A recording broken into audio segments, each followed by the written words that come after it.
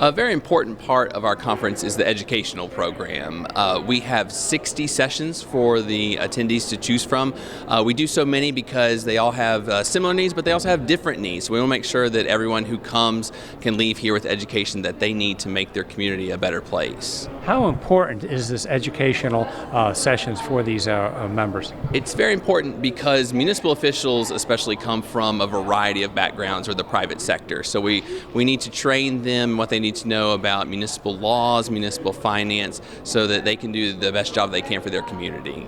This training is only available at the Municipal League. They can't get this kind of training anywhere else, and so they come to our conferences to receive this education.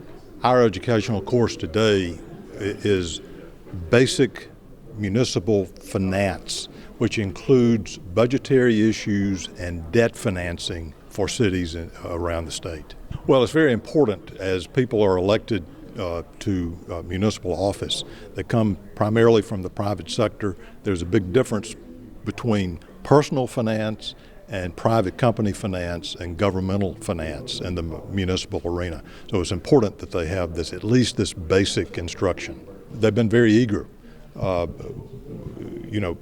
the course of a 4-year term, I would say most elected officials and many clerks and other staff people come to this session over the course of 4 years, and so it's been a well-received instruction. Our educational course here today dealt with water rates and are they sufficient enough to operate a system.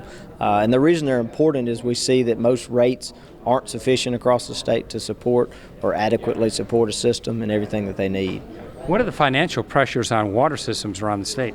Increasing expenses associated with maintaining the system, as well as I'm going to say customer support for the water quality, customers' demand for good water quality. So the utilities themselves are seeing increased expenses as well as an expectation for higher water quality. What recommendations do you have? I would tell systems to look at their rates every single year, compare it to their financial audits, and do very incremental, small increases versus waiting 5-10 years before you raise rates. Our educational course today was a discussion of how to find grants, how to get grants, and how to manage them properly so that you don't get in trouble with the federal government or any other governmental entity.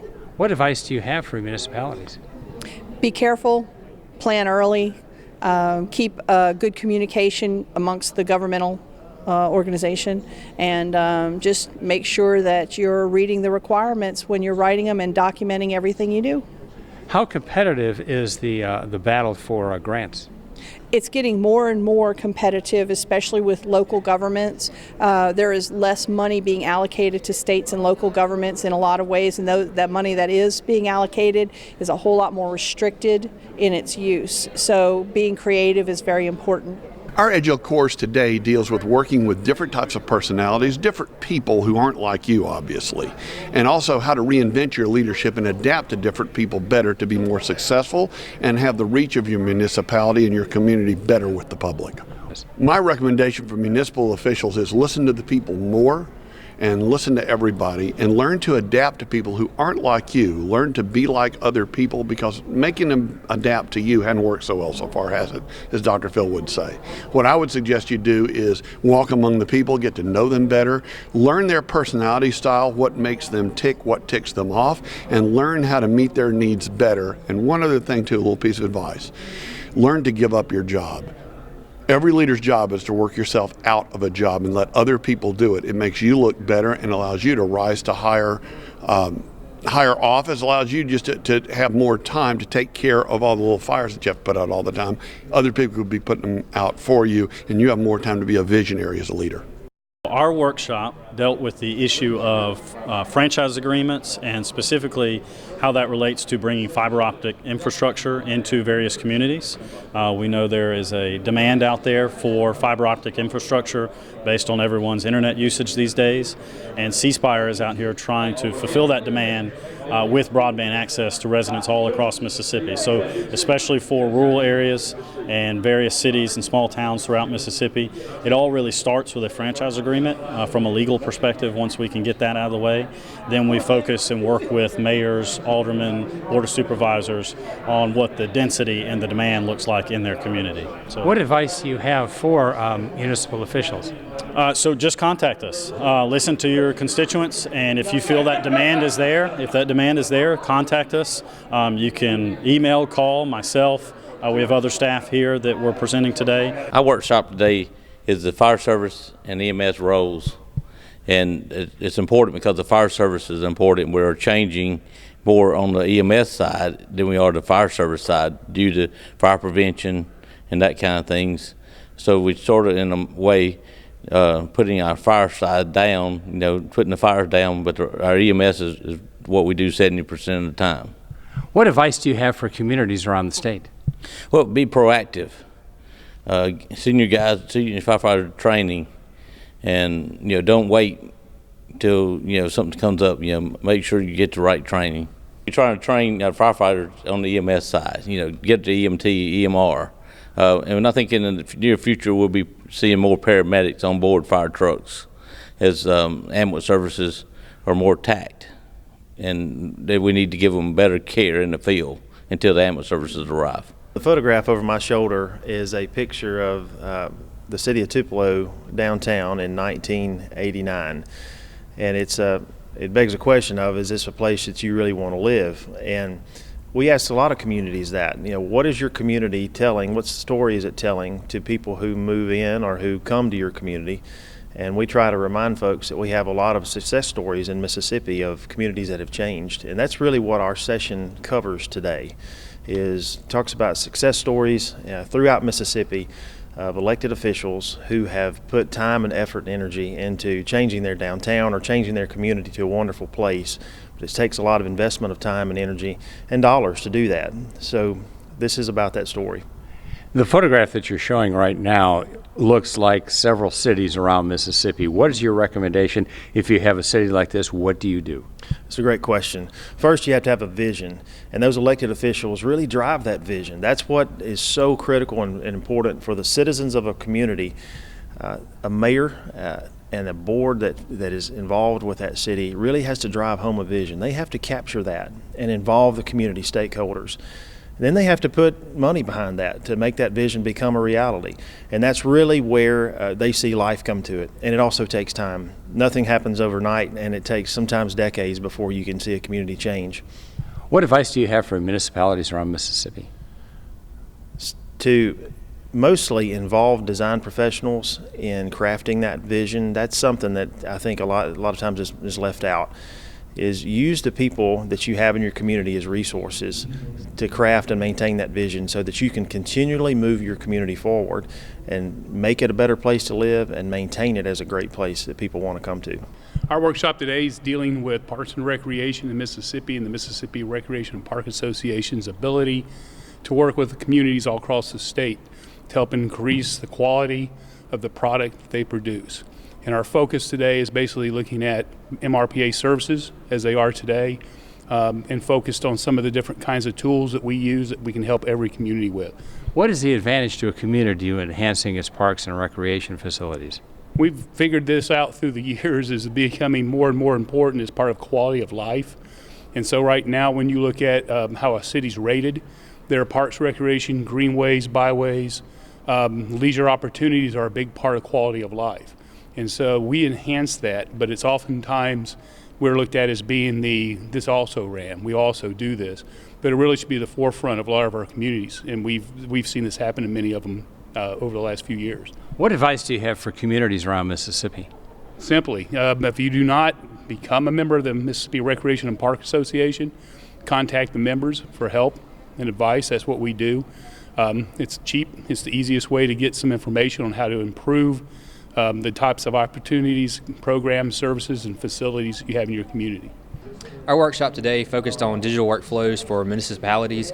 We're just looking at free resources that are out there to help cities be able to kind of move into the digital age and use things to make their jobs easier and simpler in today's climate. What advantages does that have for all cities, particularly small rural cities?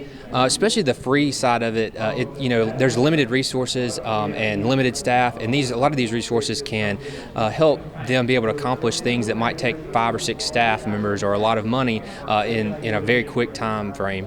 Our workshop today covered a municipal legislative update, as well as an update on our Attorney General opinions dealing with municipal issues. What recommendations do you have for municipalities? Our recommendations are they need to continue to come to educational courses, to be apprised of any developments in municipal laws as well as municipal issues. How often do these laws change, and why is it important for them to stay on top of them? As a general rule, we find that municipal statutes are amended each year. Obviously, some are more pressing than others, but generally speaking, there's always a fair amount of municipal laws that have been amended for the year. Our workshop today dealt with how municipalities can access untapped resources in their community. The unconventional resources, things like Walmart and those type of resources that they may not necessarily look for or apply to. And then some health-related evidence-based strategies that our program with the Mississippi State Department of Health is implementing in the Mississippi Delta region through the Delta Health Collaborative. What advice do you have for communities? Seek it. Don't be afraid to apply for those bigger grants, but don't overlook those smaller ones that the different organizations could offer, like bikes or donated items for different non-profit organizations could offer. And what is the advantage of doing this? The advantage is being able to leverage the funds and other resources that you already have. I have been coming to MML since 2005, and the MML conference is invaluable to me as a small town mayor, providing me with educational opportunities to learn so that I can go back home to our little town and be the best possible mayor, and knowing what can be done legally and the things and opportunities that are out there programmatically, grants, different opportunities for funding and resources, what the new regs are with the different agencies that we have to meet and be compliant with. It's just unbelievable what an asset the conference is to mayors all across the state of Mississippi. This is my second year as mayor, but previously I was an alderman for 4 years, so I've been coming down here for about 6 years, and I've really learned the economic value of these conferences. There's a lot of information out there that can show us how to grow our cities, where to reach out to get help if you need it. And I just think it's a great thing. It's really helped us out a lot. It educates us on the resources. That's the main thing. It's the resources that are out there that, that we can use that we wouldn't otherwise know about. I am in my 4th term this year, and I do enjoy coming to MML, learn a lot of stuff. We can take back. I'm in a small community, and a lot of valuable information that I'm able to take back, share with my with the mayor, the board, the rest of the community, things that we can use and learn from others down here. So it's a great networking opportunity down here. I just come out of a leadership class, and it was one of the most intriguing classes I've ever taken down here. I got a lot of information out of this class right here, and with the information I got today, I'm going to be able to go back to my town and really make some changes, starting with my staff. This is my 3rd year to come, so I've learned a lot. This is my 1st term, so really only my 2nd full year, so this is going into my 3rd year as alderman, and I've learned a lot because you don't have any way to learn your job except at a place like this. And the most valuable thing is the people that you meet from other towns that do what you do. So between classes and during classes, you are exposed to people who are learning the same things that you are and putting it to use in the same way that you are. So I feel like you can't go anywhere else and get an education like this. So it's very valuable. It's city school. This is my 2nd term, which is going to make my 6th year for coming here for the classes and everything. And it has been a great benefit to me to bring back things to the town of Brooksville. I've learned a lot It helps on getting grants and the different various things about helping with the town of Brookville. Well, it's extremely valuable. There's a lot of information that's being echoed and disseminated here that's actually helpful for a lot of the communities throughout the state of Mississippi. I first came on board in 1997 as an alderman at large, or vice mayor, and I've been coming ever since. Particularly when I became the mayor in 2009, 2017. It's a wonderful organization, helpful to a lot of small towns. Regrettably, those of us who live in these small towns have a lot of work to do. Everything now seemingly is moving toward the urban, but I think we'll be okay. And I think that all of the people here, the mayors and the aldermen, are here for one reason. That's basically to find out how they can improve their community and their town. The meeting I was in this morning was reinventing your leadership, and we learned about 4 different types of people and how to get along better with them. And I'd like to come to these meetings to improve myself, to be a better alderman, to be anything I could do for the people. And I just really enjoy these meetings, and some of them are really good. I've been coming 20 years, and the value is how you save money and grow your town, and being very strict on things that hurts your town. You know, you have to. You learn so much about even out of your city limits of your town, how to handle that. Rates, mostly just rates, EPA, and all those regulations, things of that nature. But the main thing is how you run your town correctly. Just to learn how to grow and grow properly. Just go and get out and communicate with the people and see what their needs are. And whatever they are, see if we can accommodate them legally. I have been coming to the sessions for 10 years now. It's very valuable. I learned how to better my town, how to help people more, and to just show people what I have to offer them. And I love to know what they would have to offer to me, so we can work together and make our towns better. How to write grants, how to keep them, and how not to get in trouble. And so far it's been very valuable. I'm learning things that I thought I knew already in a sense because I've been writing grants, but how it changes and how you have to be very meticulous and be on time. Basic stuff that's very important, and I think I'm going to enjoy the rest of it. How valuable have these conferences been? Very valuable. Being new to politics, I came from the nonprofit world, so very valuable, and the networking is very valuable. And the classes, the structure, that each year you learn more and you can grow and develop your political leadership a little bit better. I've been a mayor since 1994, and I've been coming to this convention since 1994. How valuable have you found it? Very valuable. Everything it depends. We cannot. The town depends on a session such as this to run the town on. It's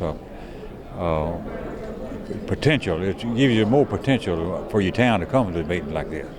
This is my second time to come to MML, and I've been in the land use seminar this morning, and it's been very interesting learning about the use of land and how to plan for future use of land. I've learned a lot. I've been mayor for 10 years now, and I've been coming to MML conference every year and learned a lot. It's been very valuable to how to run the board meetings, how to conduct the business, the everyday business of the city, and it also helps us to see opportunities and for chances for economic growth.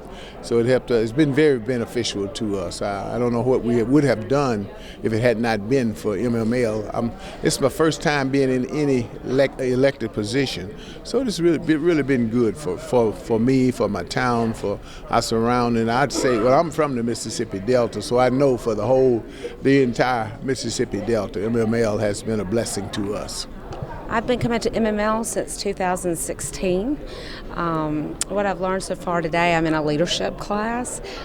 So we're learning about different types of leadership styles and how people react differently depending on their leadership style or their personality type. And I think it's very beneficial, particularly from managing a a lot of employees. It teaches you better how to relate to people. Oh, it's very valuable. I had my first term as mayor was 2001 to 2005, and then I just went in a special election last year in 2018, and it's very valuable to be able to network with other communities, get the other ideas, and then yesterday we had our graduation yesterday afternoon, and which I completed the basic level, and now working on advanced starting this morning with the advanced. And there's so much techniques that you can learn, and then different things you can apply when you get back home to these small towns and communities across the state of Mississippi. This is my sixth year. This is my second term. It's invaluable. When I first started, obviously, I didn't know much about running municipal government or all the different intricacies that go along with it. And the Mississippi Municipal League has been instrumental in educating me and my colleagues on the Byron Board of Aldermen. I just reached the PD level, which is the professional development, the last level in the Certified Municipal Educational Program. I'm really excited about that. So now I'm well versed in how to run local government. This will be my 12th year coming to MML, and the value of the sessions is just unmeasurable. In most little cities, like Natchez, which I'm from, we have problems and we wrestle with them, and we think we've got to come up with inventing the wheel. But the value of the MML is that you're able to share that information from one community, one city to the other city, and collectively we're able to get a better approach at how to solve these kind of problems. I am mainly interested in some of the municipal finances. That's a concern for all communities and all cities, how you handle your finances, the accountability of it, and the efficient use of the taxpayers' money. So those are some of the valuable seminars and conferences that you get probably nowhere else but MML. And if you really tried to put a cost on it, you couldn't afford to do it otherwise. So thank you, MML, from Daniel Dillard, Natchez, Mississippi. I'm looking for some professional development, so to enhance my skills in order to help build the city. I was elected at 26. I'm in my first term with the town of Summerall. I'm an alderwoman. Tell us, what you've learned so far. I've learned a great deal. This is just a wealth of knowledge these classes are. I've learned about economic development, how to prepare for growth, how to plan for growth appropriately, and just everything we've learned is just how to benefit your hometown. The age I ran for office was at the age of 21, and what I liked about local government is it gives the youth a voice in the community, because oftentimes the youth don't have a voice in the community if there is no one is representing the youth on the local boards. And I would engage or encourage all the youth to get involved in government, because government is what can shape their daily lives. Because if we don't have government, or if we don't have nobody speaking out for the youth don't have representation in the local government or on any level of government. By coming to MML, I learned a whole lot about how meetings are actually operates, how to engage the community, how to take community surveys to get the consensus of every individual in the community, so they'll be able to participate, contribute to the overall growth of the towns. Young people, we have got to get involved. We are the future of Mississippi, the future of our hometowns. We have had so many people before us. They have lit the way. Now it's time for us to pick up that torch and carry on and continue what they have done for so many years, the work they've done. One of the greatest values are the resources, the workshops that we have here. A ton of information that is very critical for our city. For example, I just left a workshop on brownfields, and that's one of the things that we're facing in our city, is that we've got several brownfield sites, and the facilitator and the moderators, the resource people that were in that conference provided a wealth of information, of taking a brownfield site, cleaning it up and using it for recreational benefits of the community. For example, creating a park. I was sitting there brainstorming. I've got the perfect site, brownfield site, apply for some brownfield monies and convert it in a park into a park that we already have in a plan for the city of Natchez. So I'm really excited about it. Furthermore, the networking here at MML at this conference, resources, my goodness, great ideas from colleagues across the state of Mississippi as it relate to various ideas and things that they've implemented that I can take back to my city and vice versa. So the conference is very important. I learned a lot dealing with finances. We learned a lot about the community development. I think this is a perfect thing to have for us young new leaders coming into the political realm and learning how to operate a good government. I'm in my first term as mayor of Ware, Mississippi, and I came to MML because I was interested in learning. I needed to know more about what was going on, how I can help better my town. That's my only interest, is getting businesses to come in, beautification, and actually bringing the town back together and getting that spirit back that we once had, because right now it's not there. Also to network and learn from different mayors and learn from different town clerks, because I'm always thirsting for knowledge, and I feel like coming here is the best thing for me and for my town. How valuable are these sessions? The ones I have sat in for the last 2 days have been wonderful. I've learned so much information, picked up a lot of knowledge about different codes and different laws that have changed that are valuable that we need to take back home. These sessions are very valuable. What I just came out of a class, leadership class, which is a tremendous asset. I learned quite a bit there in how to actually have a one-on-one relationship with my constituents in my city. So that's really quite valuable, different points in leadership. I just think that coming here allows me to meet other mayors, meet other cities that are working very hard to get their cities up to par with the state. And right now, my issue is getting something to come to Coffeyville.